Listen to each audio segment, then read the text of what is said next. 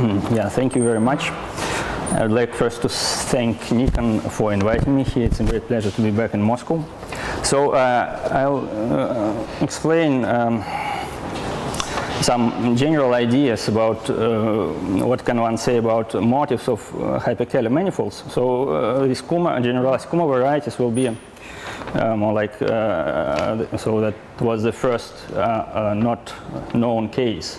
But the general strategy may be applied to all other families of hyperkähler manifolds.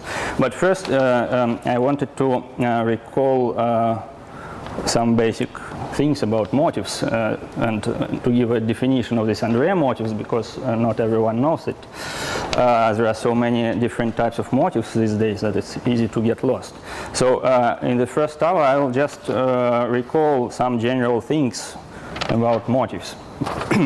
So let's start from the category of smooth projective varieties over some field, which I will assume to be a subfield of C. So subfield. And I'll denote like this the category of smooth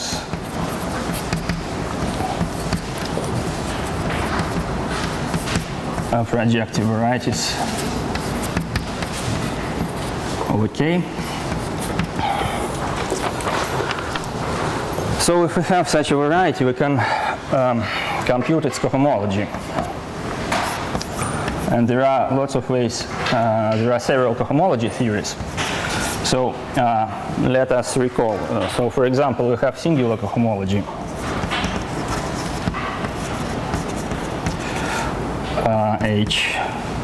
Hi of x, let's say with rational coefficients. So actually this is, well, I'll denote it like this, but more precisely, this is the cohomology of the constant sheaf on the corresponding complex analytic space. And this group, it has a Hodge structure, so there is more structure on this space. So its complexification has a PQ decomposition.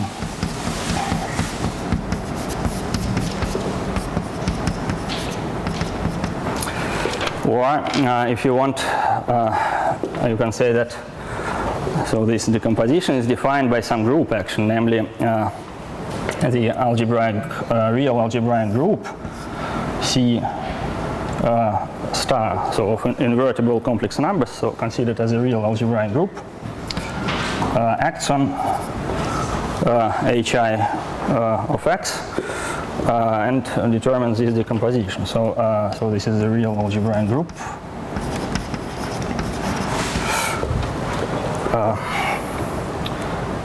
And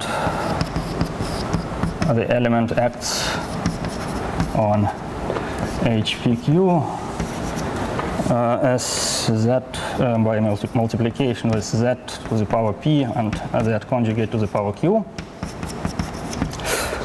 Yeah, so that is one example of a cohomology theory, but there are more. So for example, we can consider L-adic cohomology.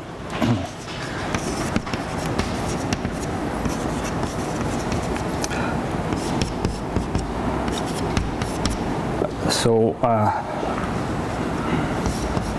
with coefficients in QL, and also one has to define it properly. For example, now one can say that this is the cohomology of the constant sheaf on some pro-Ital site associated with X.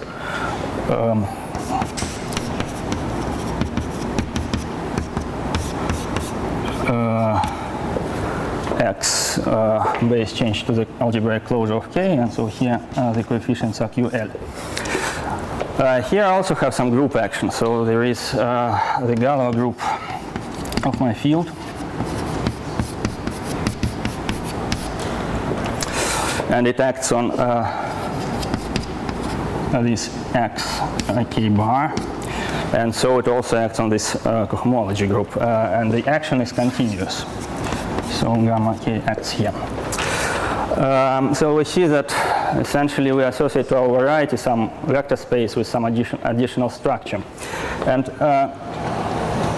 in these two examples at least, the objects on the right-hand side, they are objects of some Tanakian category. So in principle, one could ask if one can construct some universal homology theory. So maybe we can find a way to, so to say, linearize this category of varieties and produce something. So we have to decide what kind of category we want. And there was this basic idea of Grothendieck that we should start from this category of varieties and produce some Tanakian category out of it.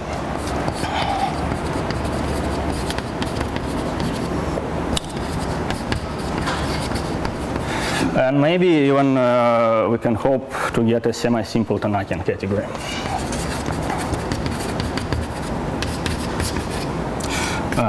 Maybe.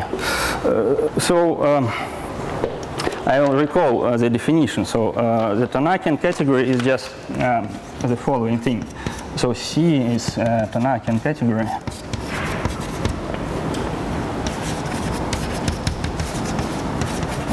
If it is endowed with some structures that have some properties. So I will list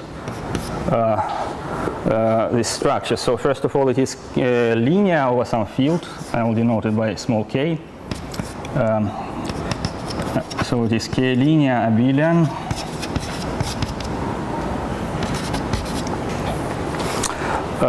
Second, it should have some tensor structure. So it is a tensor category. Which means that there is one can define the tensor product of objects.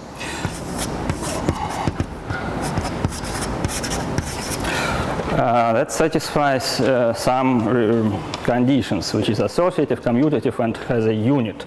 So there is a list of properties that one should verify for this tensor product. I will not write them down. So I'll just write associative, commutative, and with a unit. Then this tensor product should be rigid. So this tensor structure is rigid, meaning that there are internal homes.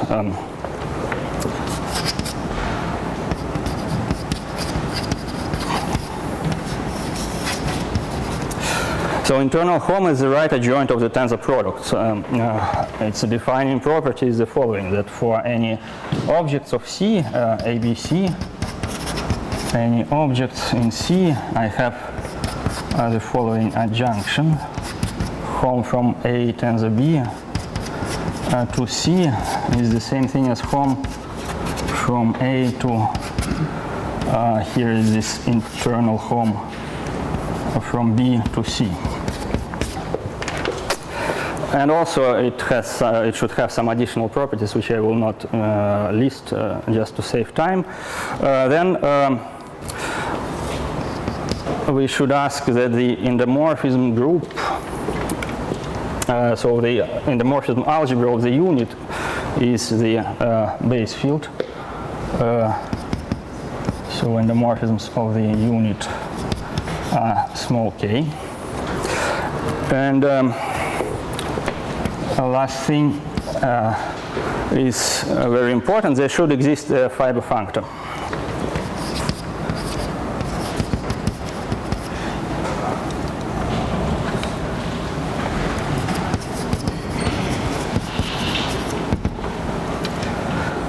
So let's call it omega. It goes from C to the category of some vector spaces over k prime, where k prime is some extension of k. So this should be a faithful exact tensor functor, and yeah, k linear, exact faithful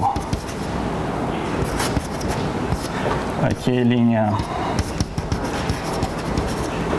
tensor functor.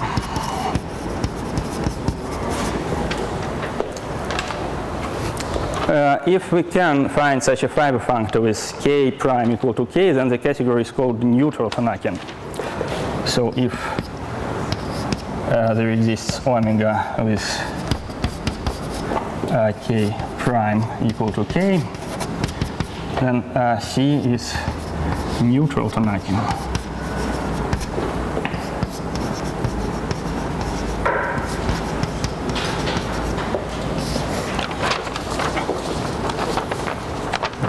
And this is actually equivalent to saying that C is equivalent to the category of representations of some pro-algebraic group.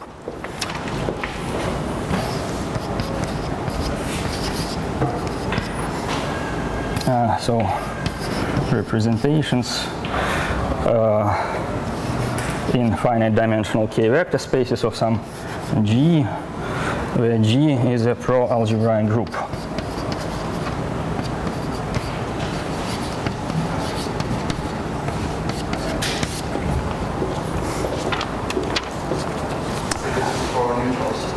This is for the neutral, yes. So that's this here. Otherwise, it will be some representations of some GERP, but I will not discuss it. So the examples are here. These two categories where the cohomology functors take values. They are categories of Hodge structures and categories of Galois modules. Examples. So, for example, this category of rational Hodge structures. Yeah, so these rational vector spaces such that there is a real group action on this rational vector space tensor R. So actually all these properties are easy. So this tensor product is the usual tensor product of vector spaces, and you know that if we take, for example, just home from one Hodge structure to the other Hodge structure, we get again a Hodge structure. So this defines this internal home. So the unit is just one-dimensional vector space with trivial Hodge structure, and the fiber functor is just the forgetful functor which attaches to the Hodge structure the underlying vector space. Then the second example is this so representations of. What do we take another fiber functor which takes values in C vector spaces, which takes the base realization? Yeah, so there is another fiber functor. Yeah, but it takes values in an extension of, the big extension of Q. So what will you get? Like, what is the algebraic group, or what kind of structure will you get? You said something about jobs. So there is always, so this is neutral again because there is one fiber functor with values in vector spaces over Q. But there is another one. Right, so there is a category of fiber functors, but if there is one which neutralizes it, then it will be equivalent to the representations of some pro-algebraic group. Yeah, but it depends on the choice of your functor, your fiber functor. I mean, if you choose another one, you will get something different, right? Yeah. Another pro-algebraic group or something like that. Well, yes, yes. So it should be isomorphic, I think. No. No? No. Well, I mean, in this case, this group is not explicit anyway, so I don't know how to describe this pro-algebraic group over Q.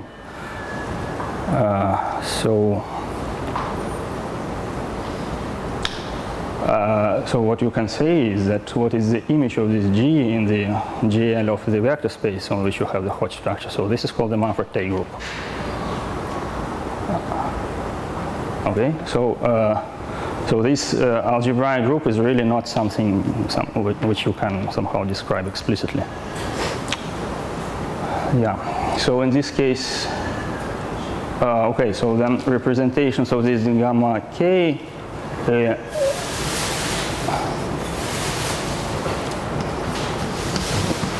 so there should be continuous representations over QL.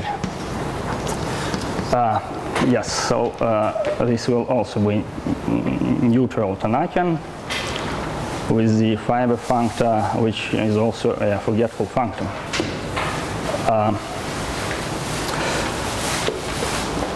Okay, so then there was a suggestion how to construct this category of motifs, starting from the varieties over K. So what is the group in this case? Again, I don't know. Is it not some kind of completion of gamma K? No. Well, I mean, it will always be so. Okay, so you how to construct this group? So you take all these objects, all these representations. You take somehow the image of gamma k in GL. Then you take the algebraic groups generated somehow the Zariski closure of the image. Then you take some, so they will give you some projective system, so you pass to projective limit. But it's not, I don't know if it is possible to describe them somehow explicitly. Even if the problem by completions, if you start that's what I want to take a particular representation. Continuous representations, and that's continue. Yes, right, continuous representations, yes. What ends up happening it's equivalent to representations of some controlled by a group. You mean, yeah, so you're asking if this is some pro-algebraic completion. Okay, yes, you're right, yes, I think that's just it.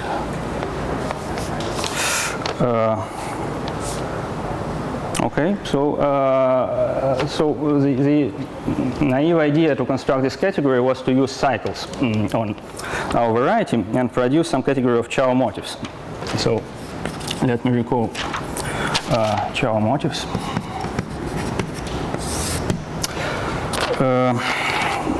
I'll denote by chi of x.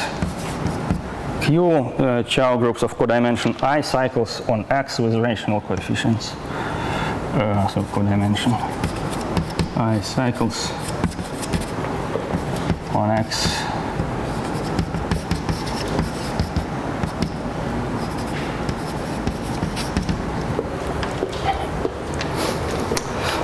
And I will also fix some equivalence relation on these cycles. So I want to take the quotient of this group by some equivalence relation which respects intersection products, pullbacks, and push forwards. So this will be equivalence relation on cycles such that on these Chow groups modulo this equivalence relation, the pullbacks, push forwards, and intersection products are well defined.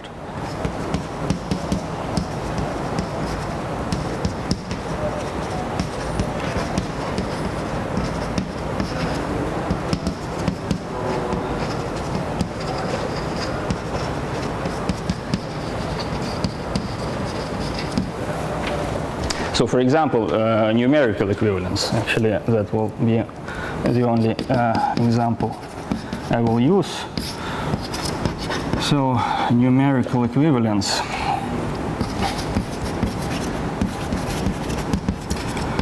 So, alpha is numerically equivalent to 0 if and only if for all beta of complementary dimension we have this intersection product, so the degree of the corresponding zero cycle, which is the intersection of these two, is 0. So n is the dimension of X.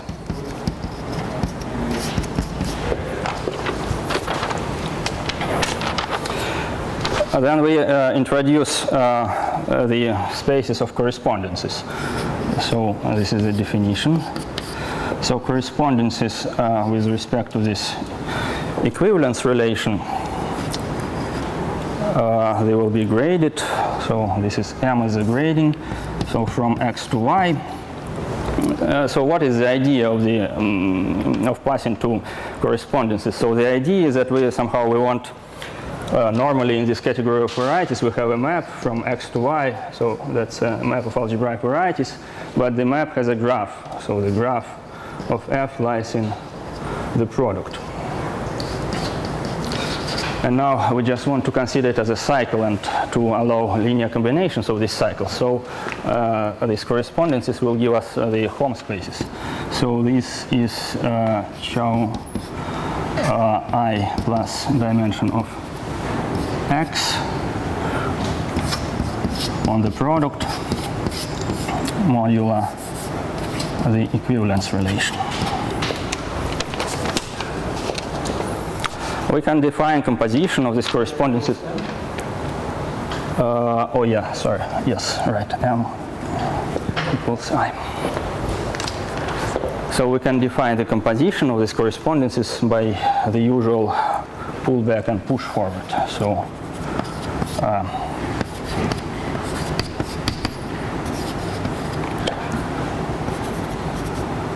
let's say M1, M2,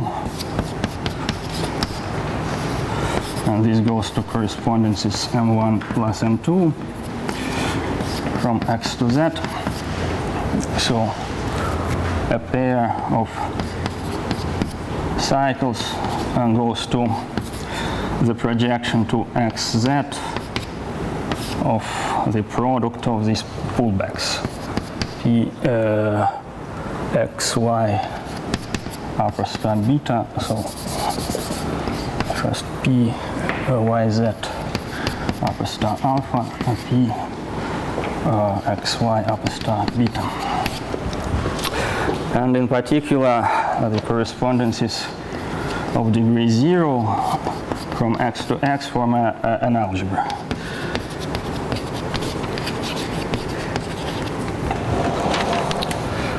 Okay. So let's define the Chow motifs.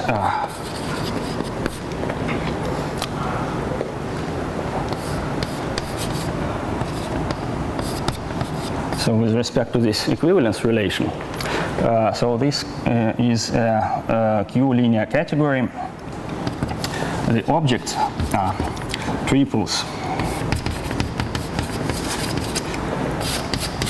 of a variety X, an element P in correspondences of degree 0 from X to itself, which is an idempotent, and M is an integer. So strictly speaking, I should write here, I should not write that M is an integer. So actually, so if X is not connected, then I should take a function from the set of connected components of X into the integer. So I attach this integer to every connected component, and the same applies here actually. So this dimension of X may be non-constant, and then this will be the direct sum over the connected components, but I will not write this explicitly. So yeah, so X is my variety.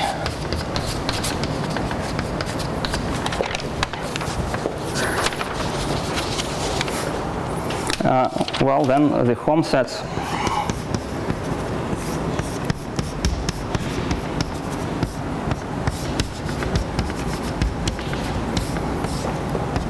are also given by correspondences. So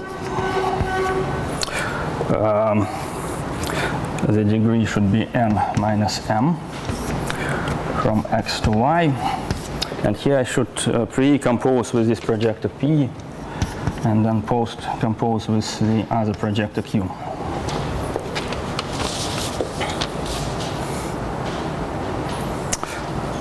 So yes, so we have our category, and I will denote by M of X the motif of the form X. Then this idempotent is just the diagonal, the class of the diagonal, and 0.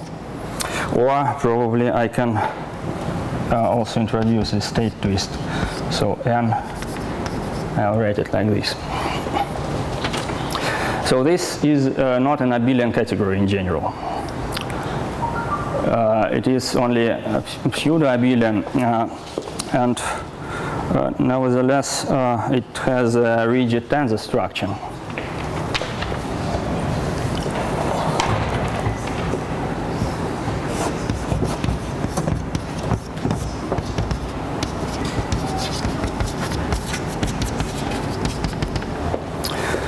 So to define the tensor product, I just take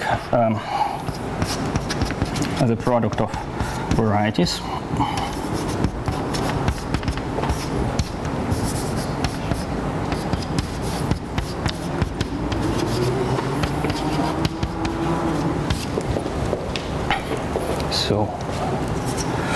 And the Homs are given by a similar formula with some dimension shift. So this will be x times y, here will be p transpose times q, and here dimension of x minus m plus n.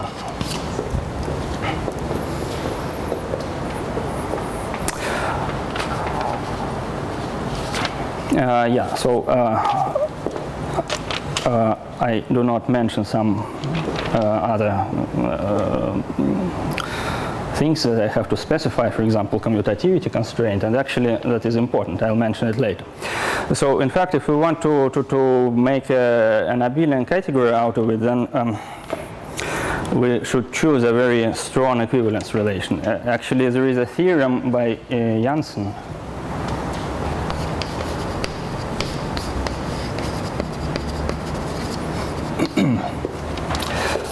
that tells that this category is semi-simple abelian if and only if the equivalence relation is a numerical equivalence.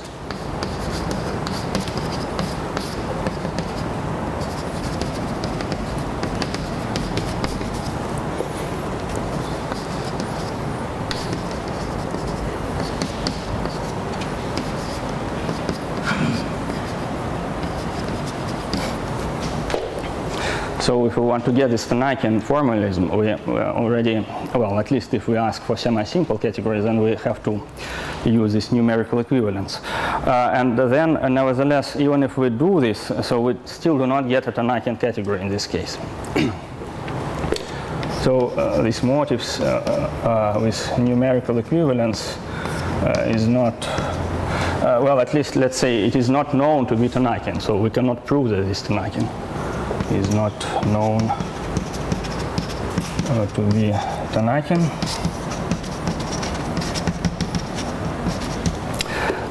For the following reason. So actually the reason is that I did not specify explicitly some data which I have to specify.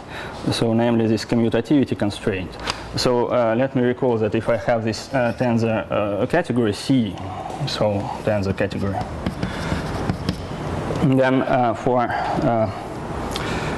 an object A, I can define its dual just as a Hom into the unit. And then there are some adjunctions. So, yeah, so first, yeah, so that is the definition of the dual. And then actually I didn't write it down in the definition, but I have to define the tensor structure. I have to provide a set of isomorphisms. I'll call them sigma AB from A tensor B to B tensor A. They should be functorial in A and B. And so using these isomorphisms, I can define the rank of any object in the following way. So there is an adjunction from a unit into A dual tensor A. Then if I use this commutativity constraint sigma,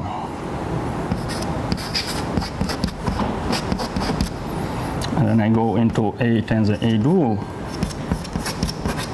and from here, by adjunction again, I can go to the unit. So this composition will be called the rank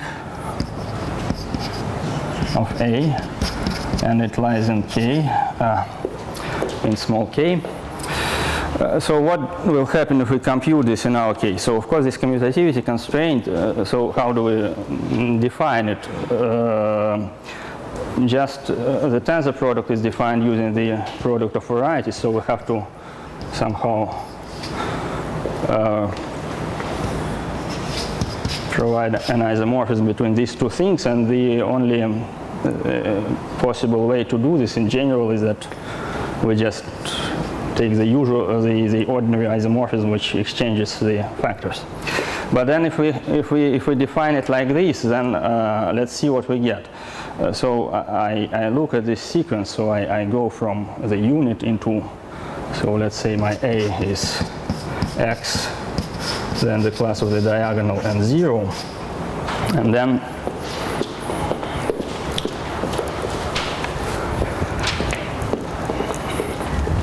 So the first map from the unit, so the unit is the object, a point, the class of a point and a zero again.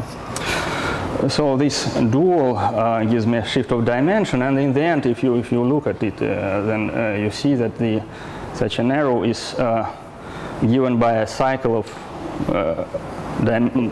degree, which equals twice the dimension of x on this product x times x, and it will be just a diagonal. Yeah, and similarly in the right-hand side arrow. So these two arrows are just given by the diagonal on the product of x times x. And the middle arrow is just the identity here, because, yeah, so this isomorphism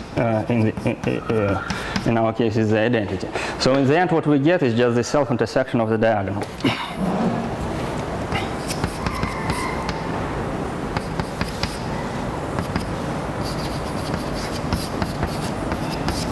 Which can be negative easily. So this fiber functor cannot exist because it should map, it should be a functor into vector spaces, and it should preserve all these tensor structures. So if I compute this rank for the vector space, I get a non-negative integer. So this can be less than 0. One can repair this problem in quite an obvious way, so we just have to modify this thing here, so this middle arrow. But that is not always possible to do, because we do not know actually that the Q-unit components of the diagonal are algebraic cycles. So let me recall, so there are these Q-unit components of the diagonal. So we decompose the diagonal, let's say, into homology of x times x.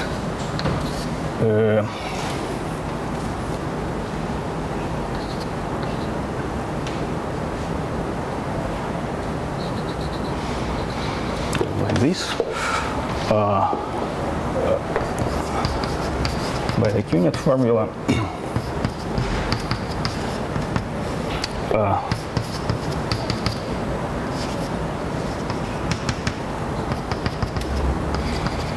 And so let's call this beta I, for example. And these homology classes, they are mutually orthogonal projectors.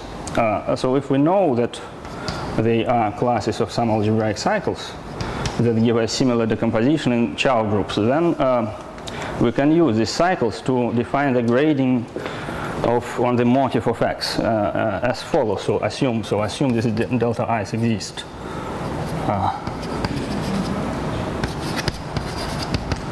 Such that we have this decomposition in correspondences with respect to our equivalence relation. So they should satisfy these properties.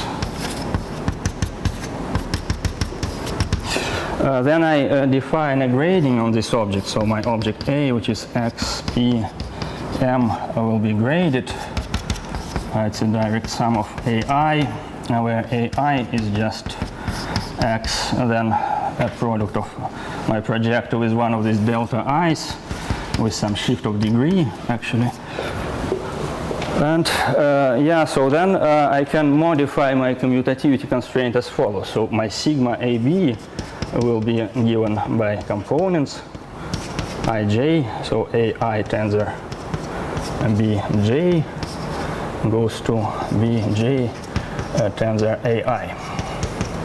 And then I define a new sigma ij tilde by just twisting the old one by the sign.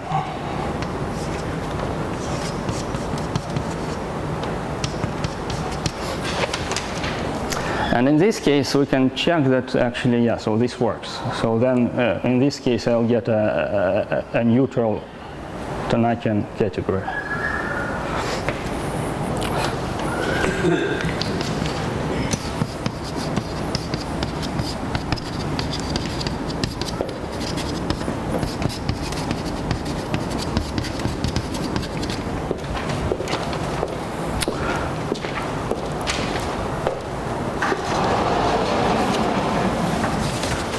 But since we don't know Hodge conjecture, we cannot give this definition. So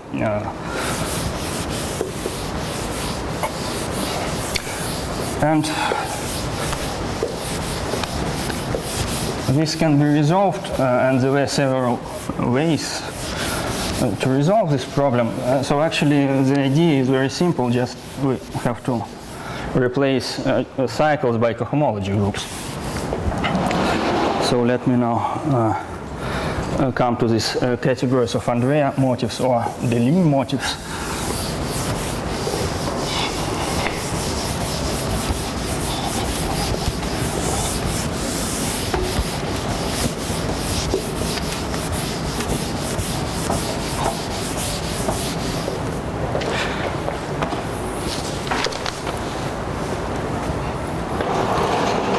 So I will first recall the definition of an absolute Hodge class. Again, I have this variety. Okay. So I have the, let's say this K for simplicity is just C. I have the algebraic de Rham complex of X.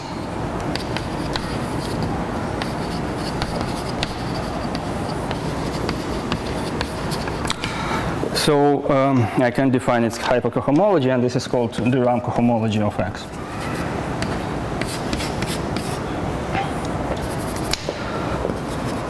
Then I have some comparison isomorphisms.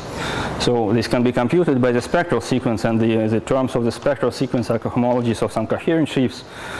So I can compute them, so I can analytify everything. So this will be isomorphic to cohomology of X. Analytification with some analytic de Rham complex. And this is quasi-isomorphic to C.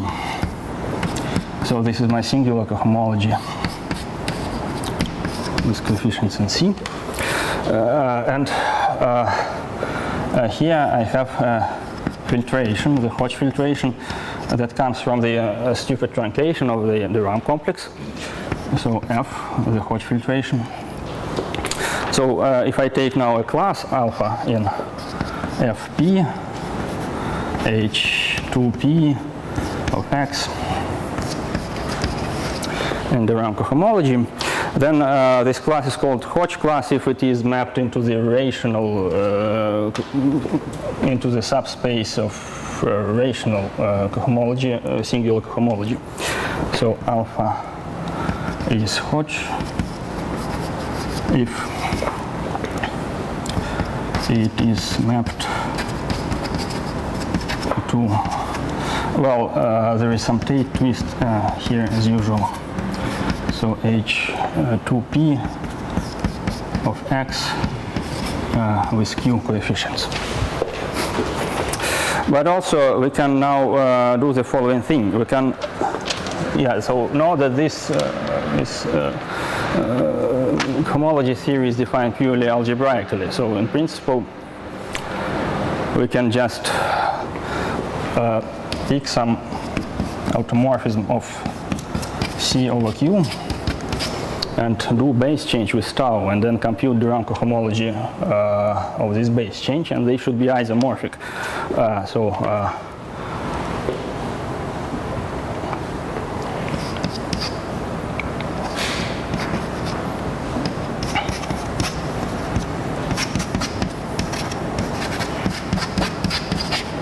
So if I tensor it over C somehow with respect to this tau, then this should be H of X tau de Rham. And then again, by the same chain of isomorphisms as above, I get the singular cohomology of this new complex analytic variety. So now I can take my class alpha and map it here. And so I'll say that alpha is absolute Hodge if it always lies in this subspace for all automorphisms tau.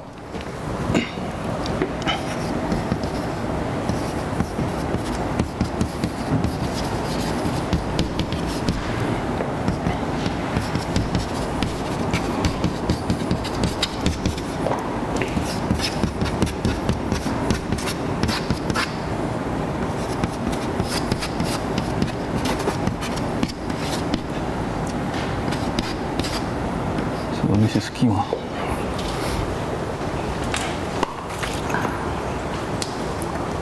So now we can replace all these spaces of correspondences that I defined here. So I replace the cycles with absolute Hodge classes. And that was the suggestion of Deligne. And I get some category. So I'll write H absolute of X for the, it's a rational subspace, Q subspace of absolute Hodge classes.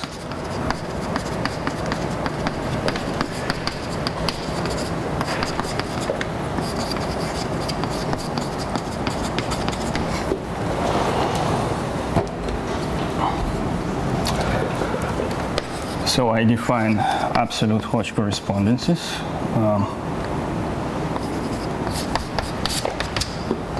As H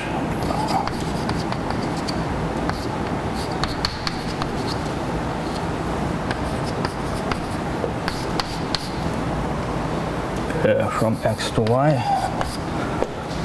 So here's X, Y. Like this, yes, and then I repeat all these definitions. So I get this category which I denote by motifs with subscript D. So these are Deligne motifs.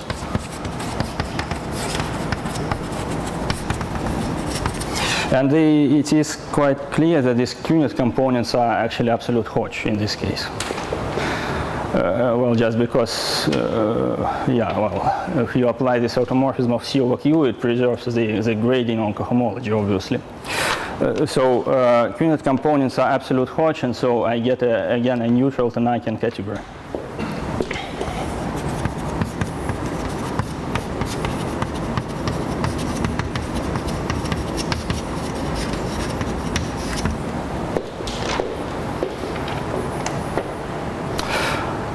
Okay, so that's one way to do this, and the Andrey motifs are very similar, and actually, well, there is no big difference between using these Deligne motifs or Andrey motifs.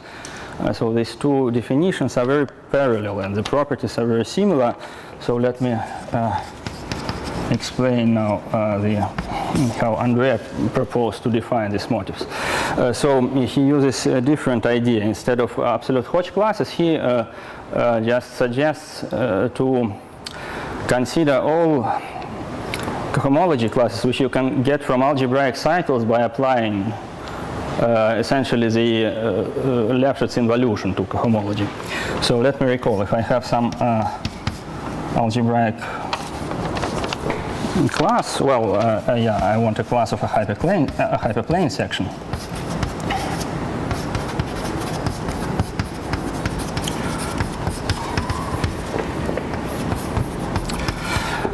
Then it gives me an isomorphism from H n minus I into H n plus I. So if I take cup product with this class H several times, so the cup product operator I will denote it by LH, and I need to take it I times. So this will be an isomorphism. Then I have the usual SL2 action, yes, so this LH is included into some SL2 triple, and I get a decomposition into primitive components, or a decomposition of cohomology into somehow what is obtained from primitive components by applying this LH. So the primitive cohomology in degree n minus I will be just the kernel of LH to the power I plus 1. And then let's say I have some primitive cohomology class in degree k. Then I define the Lefschetz involution.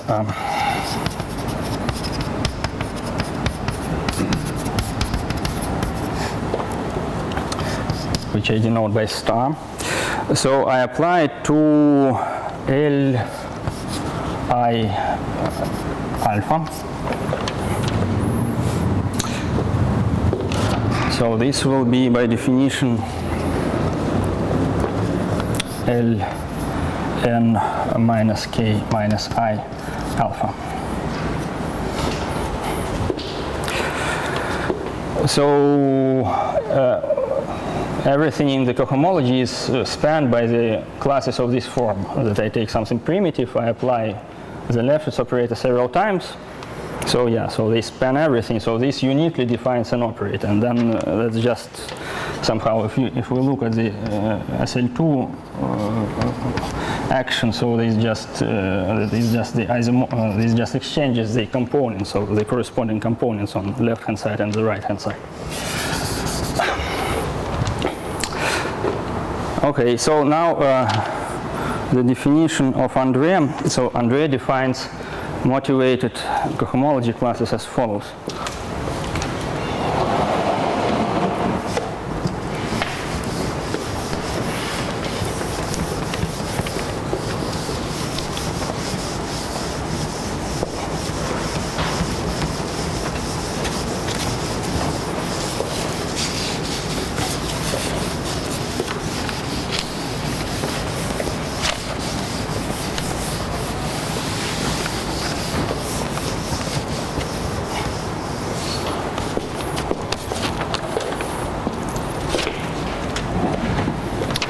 So let's take, so I have x, and now I take another variety y.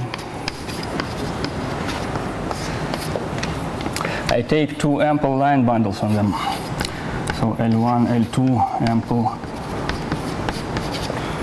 on x and y. Then I take a pair of algebraic classes, alpha and beta, on the product.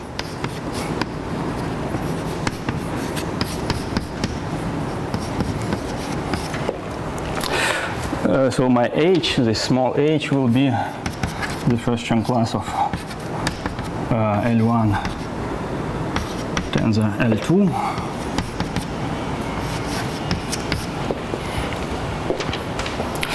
And now I write Px lower star alpha cup product with star beta. So the star is this star. Yeah, so this will give me a class on homology class on X. And so this is what Andrey calls a motivated class, or a motivated cycle, actually.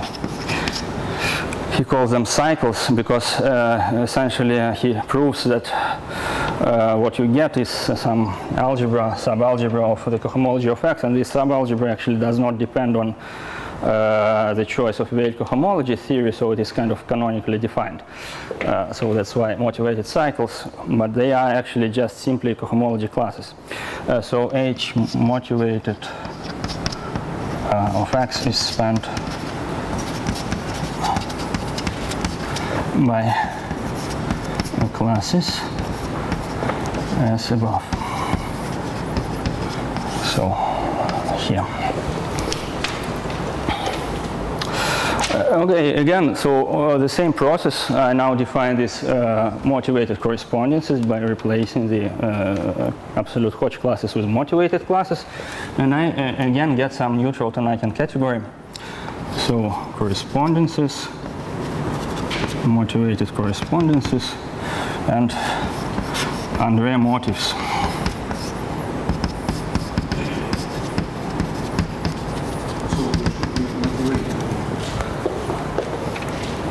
Well, those were Deligne motifs, not absolute motifs. But as you wish, yeah, I don't know. So usually people call them Andrey motifs. Okay, so neutral Tannakian.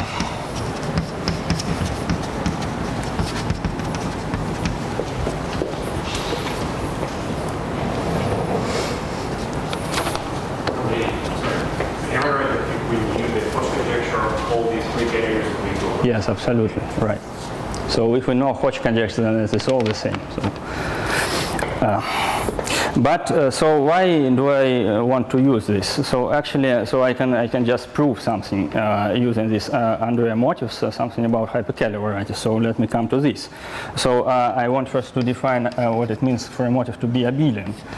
So abelian motifs. So let me define the subcategory of abelian motifs. as a full Tanakian subcategory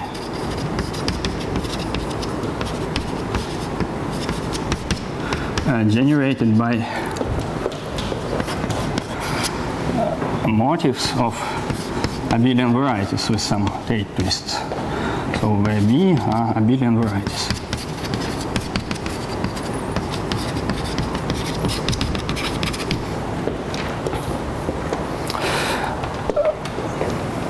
So Deligne and then Andrey, so they proved the following thing. Again, so here I can replace A by D, so it doesn't matter, so everything works the same way. So they proved that if the motif of X is an object of this subcategory, then all Hodge classes on X are motivated, and in particular absolute Hodge.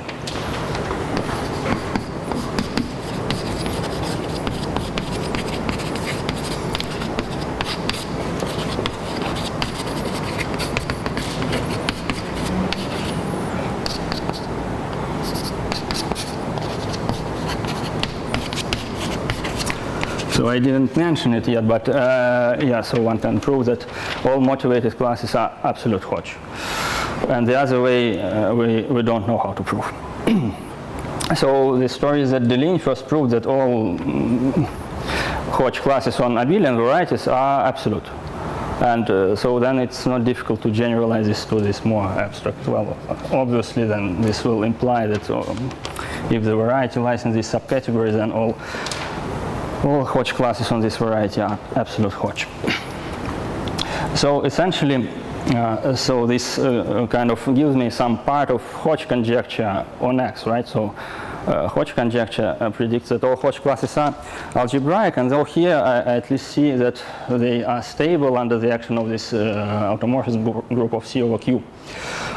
So what do we know about this abelian motif? So there is quite a long list of examples of varieties whose motifs are abelian.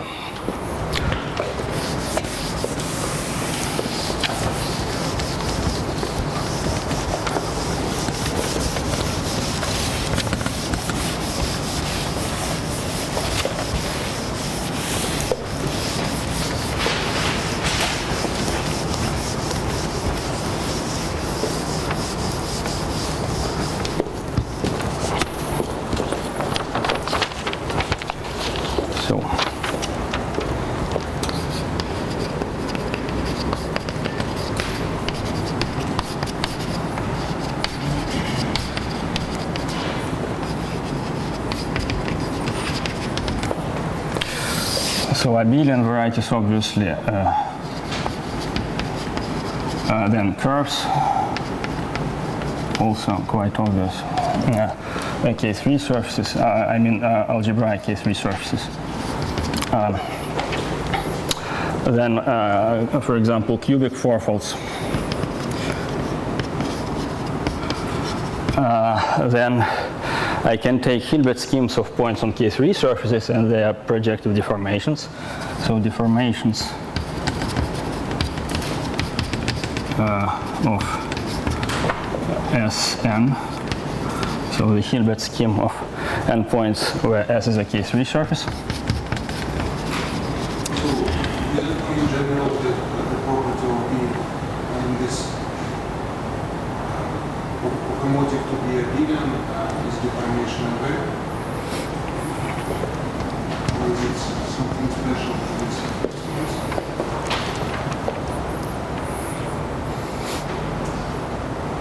I don't think that you can just say it like this, that it is deformation invariant, because, well, I mean, you'll see when we do this for the generalized Kummers, you'll see how the proof goes. So you need somehow, you need to deform something. So you need to embed your Hodge structures into the Hodge structures of an abelian variety, and so that a priori it's not clear why you should be able to do this. If you have some family and some special fiber has some special Hodge structures that are abelian, it's not clear whether or not they will be abelian on a deformation.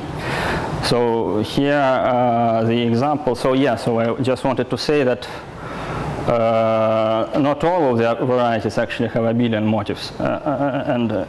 Example, so not all motifs, not all varieties have abelian motifs. So the simplest example is a very general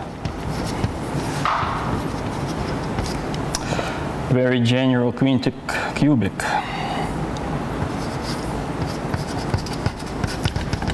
Oh, sorry, quintic threefold.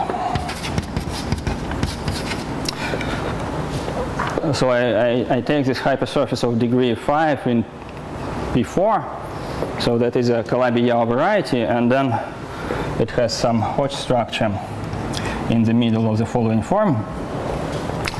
And you can prove that if it is very general, then the Mumford-Tate group of this thing is maximal, so it is a symplectic group. And then you can prove that the Hodge structure on the Lie algebra of this Mumford-Tate group will not be what it should be for abelian Hodge structures. So if you have a Hodge structure which is abelian, so which is a sub-Hodge structure in an abelian variety, and you consider its Mumford-Tate group, so then you get an adjoint action on the Lie algebra of the Mumford-Tate group, right? So you get a Hodge structure on the Lie algebra of the Mumford-Tate group. And you can show that this Lie algebra, so this Hodge structure is always of type minus 1, 1, plus 0, 0, plus 1, minus 1. With only these components, so only 3 non-trivial components. Just because the homology of abelian variety Yes. is like Yes, exactly, yes. And so if you just take any tensor powers, then it is preserved. And so here this will not be satisfied.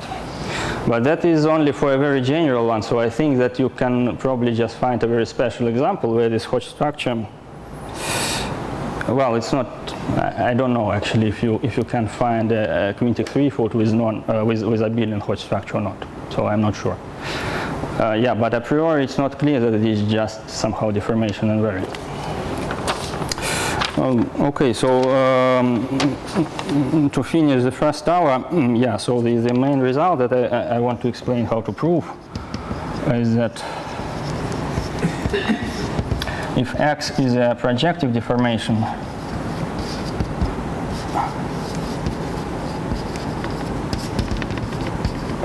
of a generalized Kummer variety,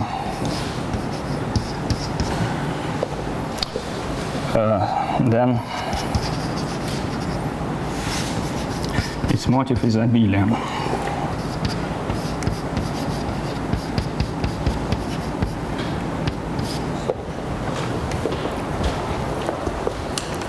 So, yeah, well, it's a good question. So, yeah, I don't know actually. So, in fact, yeah, I'll show in 20 minutes how to prove this. So, we will first start from the generalized Kummer itself, and it turns out that we know something about this Chow motif. Even the Chow motif of the generalized Kummer is abelian. And then we will deform this thing to get it for deformations. Okay, then I think that's all for the first part.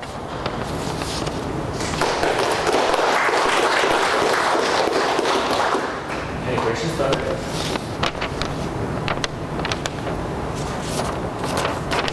If not, then let's go downstairs. Okay.